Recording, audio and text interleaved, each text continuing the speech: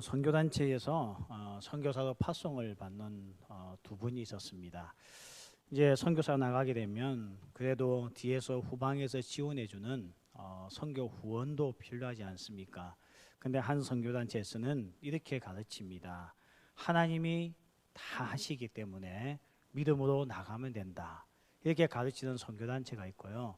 사람들에게 내가 선교지에 선교사 나간 것을 알려다 하면서 열심히 선교 후원 편지를 적어서 돌리게끔 하는 선교단체가 있습니다. 어떤 선교단체가 믿음이 좋은 겁니까? 정말 하나님께서 모든 것을 다 해주시니까 하나님께 맡기고 그냥 나가다 보면 어떻게 하나님께서 후원자를 만나게 해주시고 그게 믿음입니까? 아니면 열심히 선교 편지 적어서 우리 교인들 한 명 한 명에게 나눠주면서 내가 선교지로 가니 기도해달라 하면서 항상 마지막은 계좌번호를 넣어두는 거, 이게 믿음입니까? 둘 다 믿음이죠. 그러면 좀 더 질문을 바꿔서 이야기한다면 하나님께서 모든 것을 다 해주신다고 한다면 아무것도 안 하고 기도만 하고 열심히 교회만 다니면 됩니까? 아니면 열심히 노력해서 살아야지만 되는 것입니까? 내가 땀 흘리고 수고해야지만 그게 잘 사는 겁니까? 우리가 이런 질문을 들으면 이것도 맞는 것 같고 저것도 맞는 것 같죠. 그래서 저는 오늘 이 부분에 대해서 한번 말씀을 나누고자 하는데요. 하기 전에 정말 우리에게 더 필요한 것은 열심히 사는 것도 중요하지만 이것도 해야 되는 거죠. 그러나 하나님의 은혜가 없으면 아무것도 아니다. 이게 오늘 설교의 전체적인 주제입니다. 영상을 하나 보시고 이 영상을 보고 나면 정말 그렇겠구나 하는 것을 알게 될 겁니다. 한번 보여주시죠. 6년 4월 25일 한국인 성악가 배재철이 수술실로 향했다.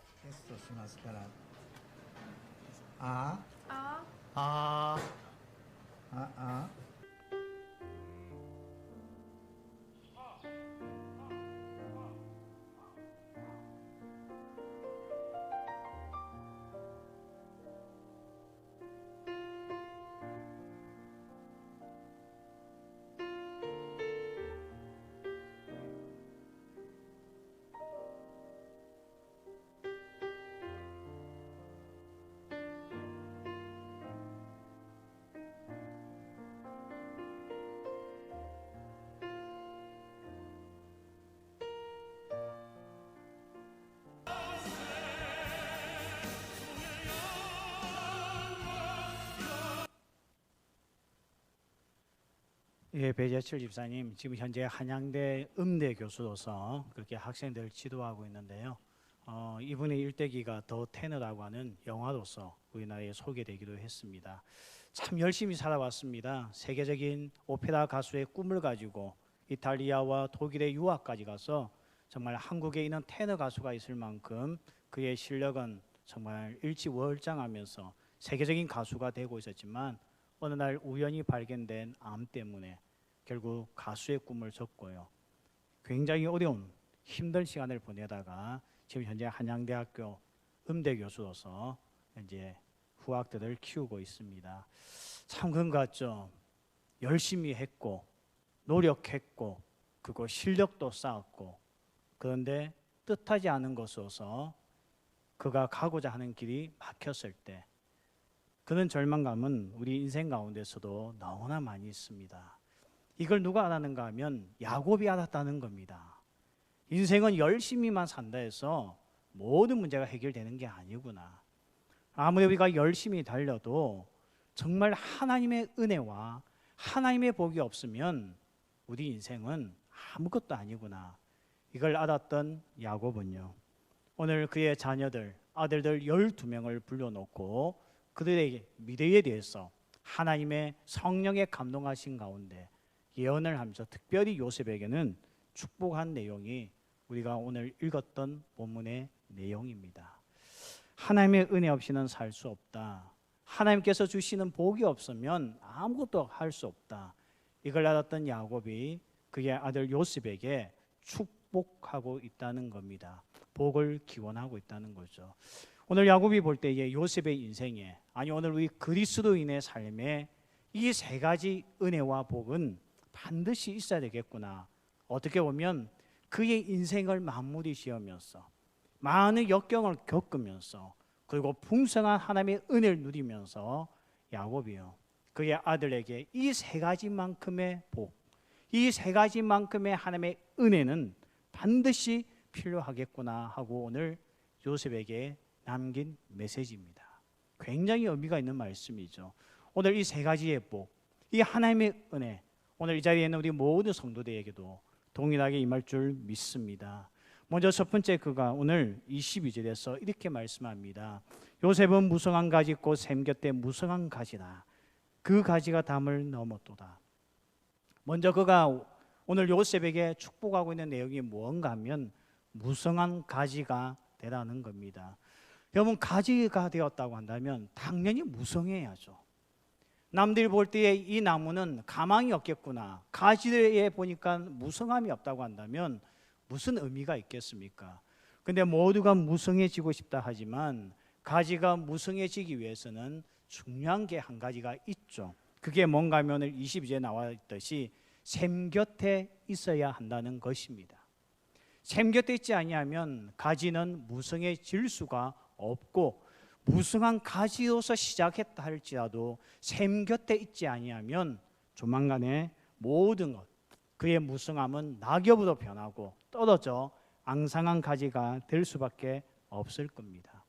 그래서 오늘 야곱은요, 요셉에게 축복하면서 무성한 가지가 되되, 무성한 가지는 자기의 힘으로 되어지는 것이 아니고 샘 곁에 있어야 한다고 말씀하고 있다는 겁니다.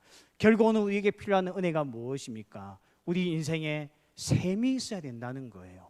우리가 샘 곁에 살아야 된다는 겁니다. 세계에서 가장 오래 살았다는 나무, 2000년이 넘은 레드우드라고 하는 나무가 있습니다. 여러분, 2000년이면요, 예수님이 태어나던 해에 심겨진 나무가 지금도 살아 있습니다. 사람들은 레드우드라고 하는 이 나무가 어떻게 2000년 이상을 견디고 지금도 살아 있을 수 있는가 보았더니, 그가 다른 나무와 다른 것은 뭔가 하면 샘 곁에 그의 뿌리를 받고 있더라는 겁니다. 여러분, 똑같은 소나무에서 똑같이 사는 거 아닙니다. 어떤 똑같은 종류의 소나무지만 어떤 소나무는 1년을 못 갈 수도 있고 어떤 소나무는 100년을 갈 수 있듯이, 오늘 같은 레드우드라고 하는 나무다 할지라도 그 나무의 뿌리가 어디에 받고 있느냐가 굉장히 중요하다는 거죠. 근데 이 레드우드, 2000년살이 넘은 이 레드우드는 샘 곁에 그의 뿌리를 받고 있다 보니까요, 가뭄이 와도 어떠한 자연재해가 와도 그는 견디고 버티면서 자랄 수가 있었다는 것입니다. 그 원리는 간단합니다. 무성한 가지로서 끝까지 살 수 있는 것은 샘 곁에 있으면 되는 겁니다. 그럼 이제 우리의 질문이 주어질 수밖에 없겠죠. 여기서 말하는 샘이 뭐냐? 이 샘이 무엇인가 우리가 살펴와야 됩니다. 신구약에서 창세기 1장의 시작이 태초라는 단어가 시작되어지고요, 복음서 중에 요한복음에서도 태초라는 단어가 나옵니다. 근데 이 창세기 1장의 태초는 in the beginning, 시작, 시간의 시작을 이야기하고 있다고 한다면, 이 요한복음의 1장은 시간이 아닌 본질에 대해서 이야기를 하고 있는 거예요. 오늘 하나님의 말씀이 있음으로 말미암아 이 세상이 창조되었다고 한다면, 이 세상의 창조의 본질이 뭐냐? 그걸 요한복음 1장에서는 태초에 말씀이 계셨다는 겁니다. 이 말씀은 곧 예수 그리스도라는 것을 우리에게 요한복음에서는 설명하고 있는 거예요. 그러니까 이 땅에 예수 그리스도, 복음을 빼고 나면 어떠한 것도 존재할 수가 없고, 존재한다 할지라도 그것은 꼭 무너지고 만다는 것입니다. 결국 이 샘은 무엇입니까? 예수 그리스도입니다. 복음입니다. 그리고 지금 우리에게는 이 복음이, 이 예수 그리스도가 말씀으로 우리 삶 가운데 계시라고 지금 말씀하고 있는 겁니다. 인생을 살면서요, 내 곁에 좋은 사람이 있는 거 복 중에 복입니다. 인복이 얼마나 중요한 복입니까? 살아보니까 정말 곁에 어떤 사람이 있느냐가 너무나 많은 것을 좌우합니다. 귀한 딸, 명문대학도 보내고 공부 많이 시켜도요, 사람 잘못 만나 결혼하면 그 인생 불행하기 짝이 없습니다. 인복도 정말 중요합니다. 좋은 삶이 내 곁에 있는 것만 하여도 우리에게 엄청난 복입니다. 살면서요, 좋은 선생님을 곁에 두는 것도 우리에게 엄청난 복입니다. 정말 우리 아이가 학교 생활 잘 할 수 있게끔 지도해주고, 그리고 공부에 흥미를 느끼게끔 지도해주고, 그거 실력을 쌓을 수 있게끔 키워줄 수 있는 좋은 선생님 만나는 거, 이것도 우리 인생에 얼마나 큰 유익입니까? 그리고요, 좋은 책을 곁에 두는 것도 정말 중요합니다. 어떤 이는 책 한 권 때문에 생각이 바뀌고, 책 한 권 때문에 인생관이 바뀔 때도 있습니다. 좋은 책을 만난다는 거예요. 이것도 얼마나 중요하겠습니까? 그런데 그보다 더 중요한 것은요, 우리를 무성한 가지가 되게끔 해주시는 샘물 되시는 예수 그리스도를 만나는 것이 인생의 복 중의 복인 줄 믿습니다. 우리 삶이 이 예수님께 뿌리박고 있다고 한번 생각해 보십시오. 예레미야 17장 5절에서 8절에 보면 예레미야 선지자가 두 종류의 사람을 소개하고 있습니다. 우리 같이 한번 그 말씀을 읽어보겠습니다. 우리 같이 함께 읽겠습니다. 여호와께서 이와 같이 말씀하시니라. 무릇 사람을 믿으며 육신으로 그의 힘을 삼고 마음이 여호와에게서 떠난 그 사람은 저주를 받을 것이다. 여러분, 첫 번째 어떤 사람이 소개되고 있습니까? 사람을 믿는 거예요. 그리고 육신으로 그의 힘을 삼고, 사람을 힘으로 삼는 겁니다. 그리고 마음은 하나님께 떠난 그 사람은 저주를 받는다 했습니다. 6절 말씀입니다. 그는 사막의 떨기나무 같아서 좋은 일이 오는 것을 보지 못하고 광야 간조한 곳 건건한 땅, 사람이 살지 않는 땅에 살리라. 이게 사람을 의지하고 살아가는 사람의 특징입니다. 우리가 살면서 얼마나 사람을 의지하는 줄 아십니까? 부모가 되면 자식을 의지할 때가 있어요. 결혼을 하면 남편을 의지할 때가 있습니다. 주변의 친척을 의지할 때가 있습니다. 이런 사람에게는 저주밖에 없고 좋은 날을 보지 못한다는 겁니다. 예레미야가 지금 고백하고 있는 겁니다. 반면에 그 다음 절 말씀을 보십시오. 같이 함께 읽겠습니다.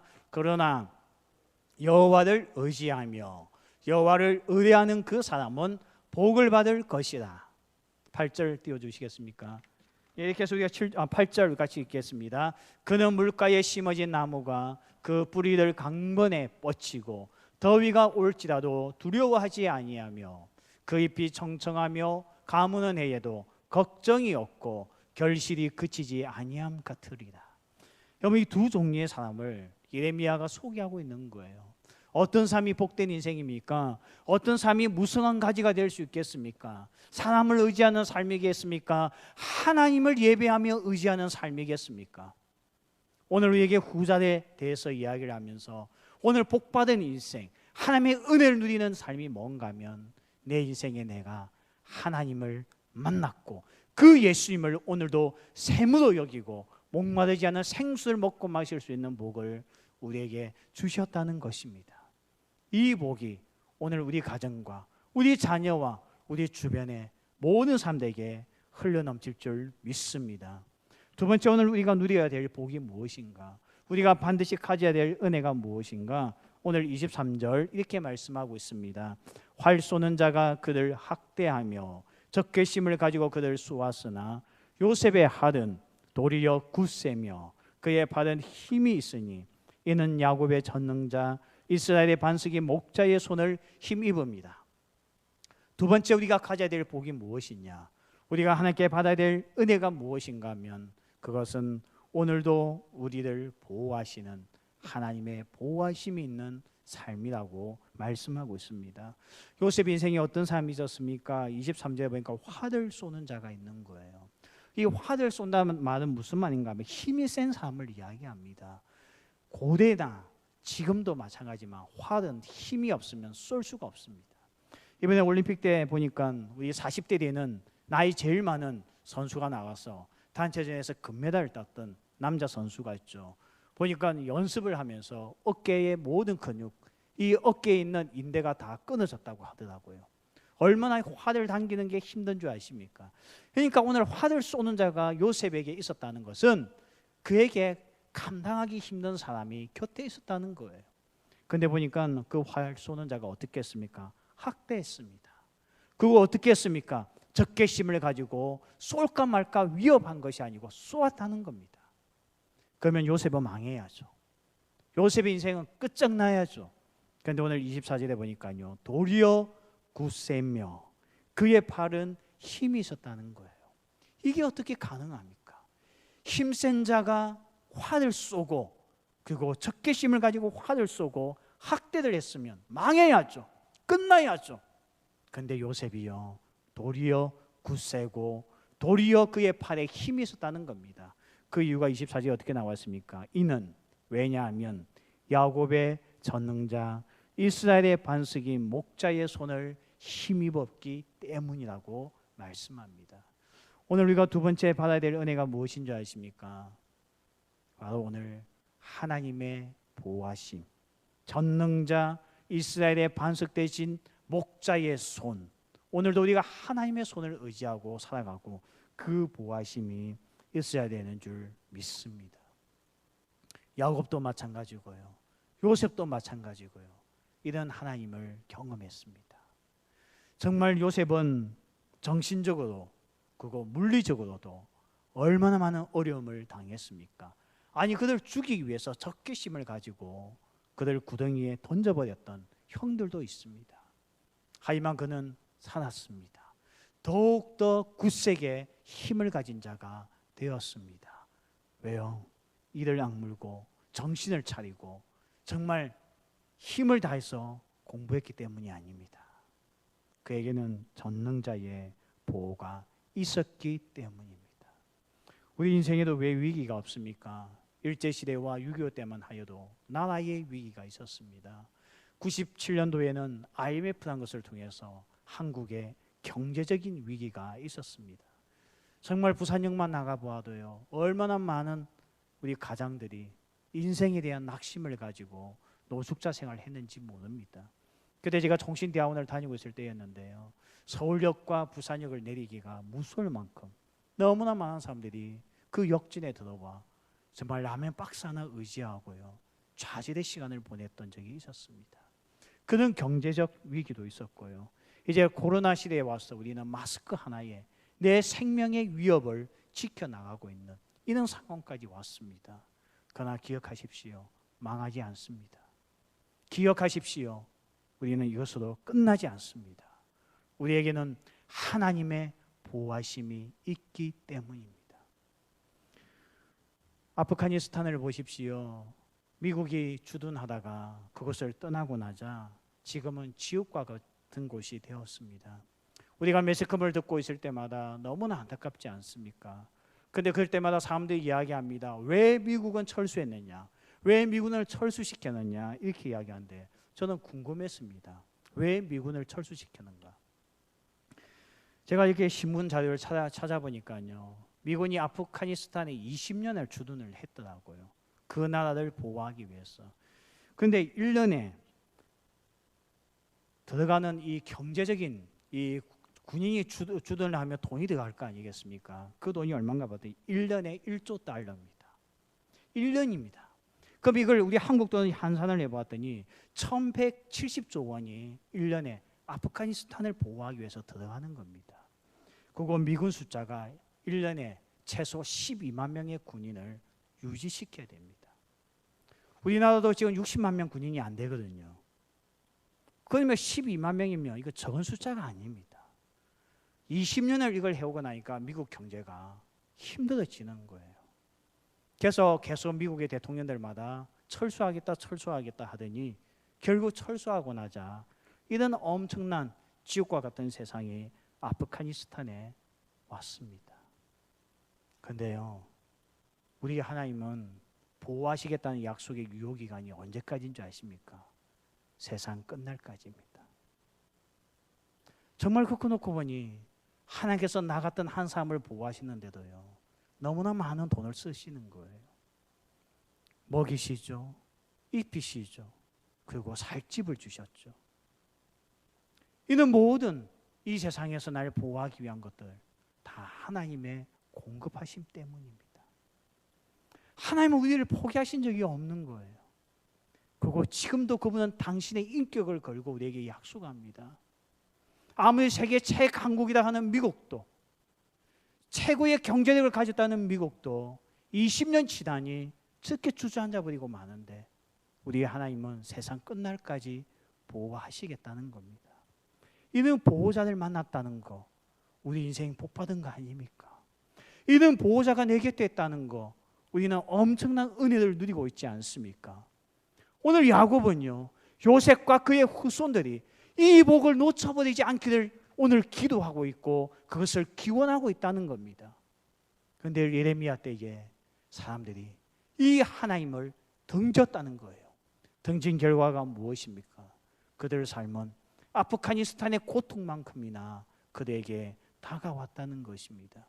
오늘 이 자리에 앉아있는 성도들과 영상을 통해서 이 예배에 참여한 성도들뿐만 아니라 오늘 우리 가족들 모두에게도 보호하시는 적는 자 되시는 하나님이 우리의 영원한 보호자가 되는 이 복을 누리시는 복된 은총이 있을 줄 믿습니다.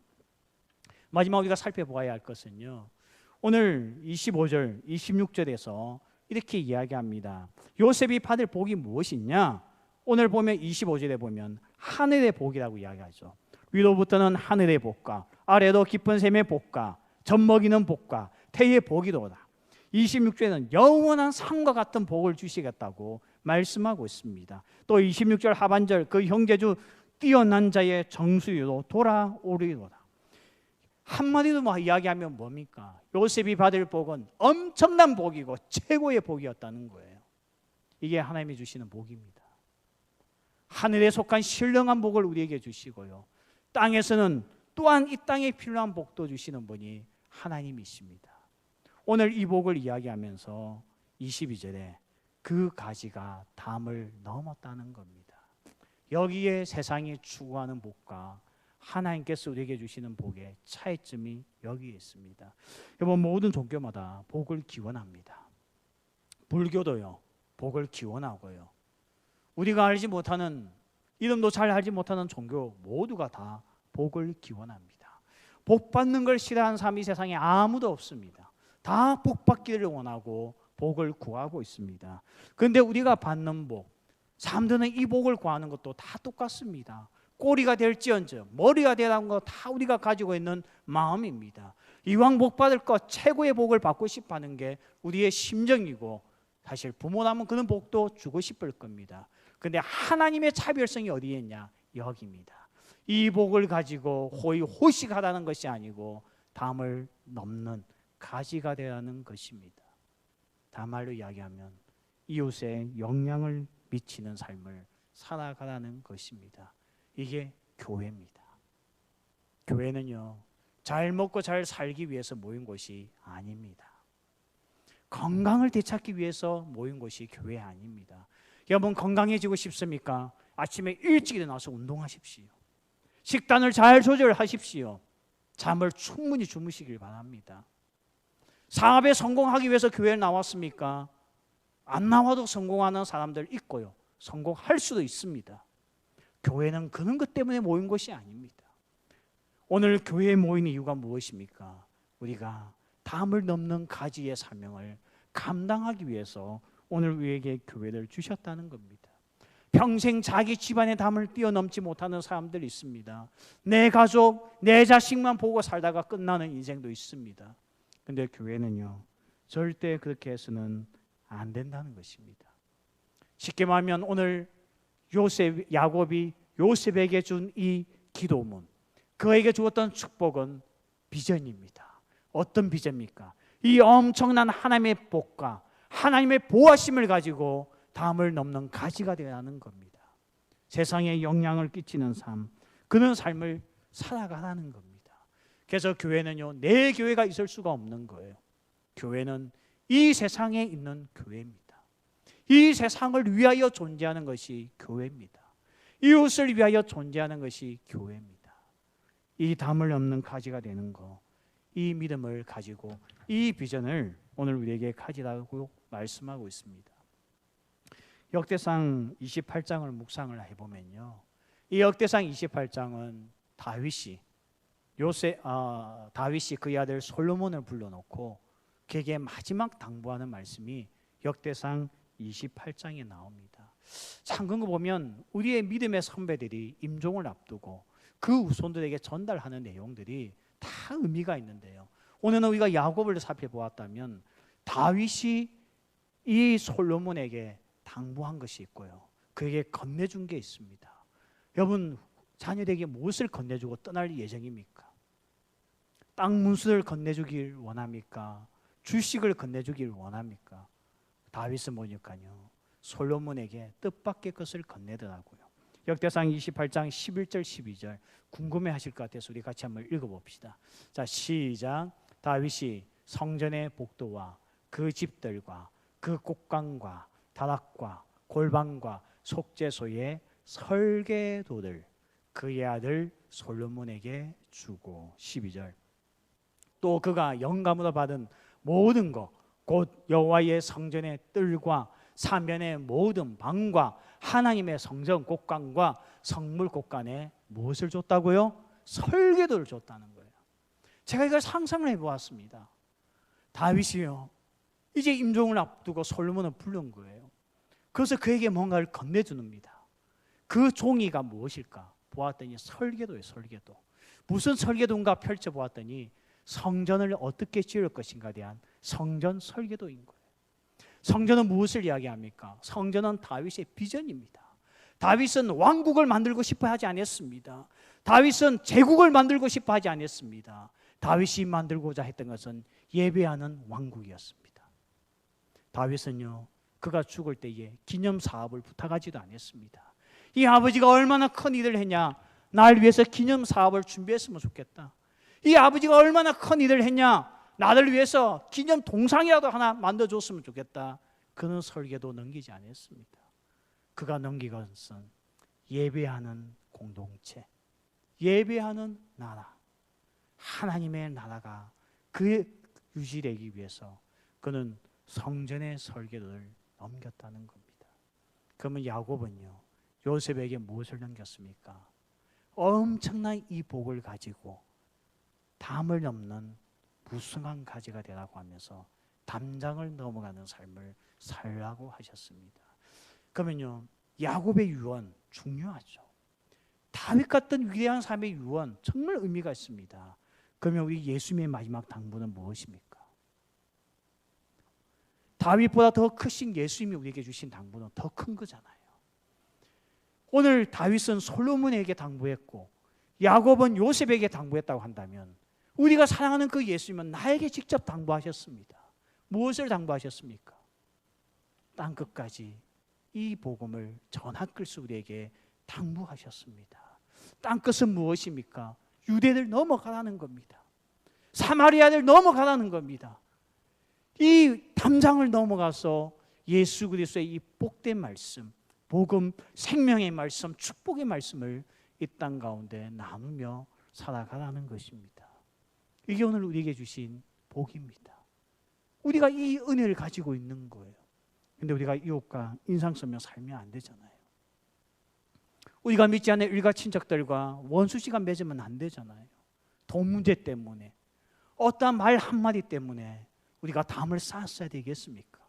있는 담도 허물면서 나에게 주신 이 복을 가진 가지를 넘겨야 할 우리가 오늘 담장을 쌓고 살고 있다고 한다면 이건 예수님의 유언을, 예수께서 이 땅에서 남겨주신 우리에게 남긴 마지막 그 말씀을 외면하고 사는 거 받게 되지 않는다는 겁니다. 그래서 세 번째 우리에게 주신 복이 무엇입니까? 우리에게 비전을 주셨다는 것입니다. 왜 참습니까? 이웃이 내게 상처 주어도 왜 참습니까? 우리에게는 비전이 있으니까요. 우리는 왜 이웃들에게 손해보며 있어야 됩니까? 우리에게는 비전이 있으니까요. 말씀을 맺겠습니다. 야곱은요, 그의 임종을 앞두고 사랑하는 요셉에게 정말 의미 있는 세 가지를 이야기했습니다. 이 세 가지의 복과 받을 은혜는요, 우리에게도 정말 필요한 영역이기 때문에 성경이 이것을 남겨두었다는 겁니다. 하나님은 우리가 무성한 가지가 되기를 원합니다. 스스로 버티는 무성한 가지가 아닌 샘 곁에 있는 무성한 가지가 되길 원합니다. 우리에게 목마르지 않은 생수를 공급하는 그 예수님, 그 예수님을 만나 일평생 살아가는 것이 복 중에 최고의 복이요 은혜 중에 최고의 은혜인 줄 믿습니다. 우리가 똑똑해서 예수님을 믿었습니까? 우리가 잘나서 예수님을 믿었습니까? 내가 세상에 있는 모든 학문을 공부해보는 결론, 교회밖에 없다, 예수님밖에 없다, 복음밖에 없다. 그래서 우리가 예수님 믿었습니까? 우리는 아무것도 몰랐어요. 하나님의 일방적인 은혜로서 우리는 이 자리에 나와 주님을 만났습니다. 이게 은혜요 복입니다. 우리에게 주신 두 번째 복이 무엇입니까? 우리에게는요 세상에 엄청난 공격이 있다 할지라도 하나님의 보호하심이 있는 줄 믿습니다. 땅 끝까지 영원히 세상 끝날까지 우리와 함께 하시는 그 하나님의 보호하심. 그러면서 세상과 다른 차원의 삶, 비전의 삶, 담장을 넘어가는 삶, 이웃을 생각하는 삶, 선교를 하는 삶, 전도하는 삶, 이것을 우리에게 비전을 주셨다는 겁니다. 전도하면 듣기 싫죠. 선교하면 듣기 싫죠. 근데 제가 보니까요 가장 불쌍한 삶은 할 일이 없는 삶입니다. 우리는요 죽는 날까지 할 일이 있다는 거예요. 저는 정말 할 일이 없어서 힘들어 하신 분들 최근에 보고 있습니다. 뭘 해야 될지 몰라서 힘들어 하시는 분들 보고 있습니다. 연세 드시면 이제 돈도 못 벌어요. 불러주는 데도 없어요. 근데 우리는요 숨을 거두는 그날까지 비전이 있잖아요. 담장을 넘어가야 될 비전이 있잖아요. 그래서 저는 한국교회 가장 복 중에 복이 뭔가 하면 새벽을 포기하지 않는, 연세가 많으시지만 끝까지 주님 부르시는 그날까지 기도하며 교회의 부흥을 꿈꾸고 교회가 교회다워지기 위하여 눈물로서 기도하는 이런 연세 많으신 분들의 그 살아있는 사명이 한국교회의 최고의 자산이요 복인 줄 믿습니다. 여러분 연세가 들면 손주들한테도 해줄 것도 없습니다. 할아버지 좋다는 것도요 초등학교 1학년 때까지입니다. 지나면요 귀찮다예요. 그런데요 그래도 우리에게는 비전과 사명이 있잖아요. 그들을 위하여 기도하는 비전, 그들이 예수님을 떠나지 아니하고 하나님의 보호하심을 받고 살고 그들도 훗날에 담장을 넘어가는 그런 삶을 위하여 준비할 수 있는 자녀가 되게끔 기도하는 것. 그래서 우리 그리스도인의 최고의 복이 무엇인 줄 아십니까? 죽는 그날까지 할 일이 있다는 거예요. 그날까지 비전이 있다는 겁니다. 하나님께서 이 세 가지 복을 오늘도 사랑하는 성도들에게 주신 줄 믿습니다.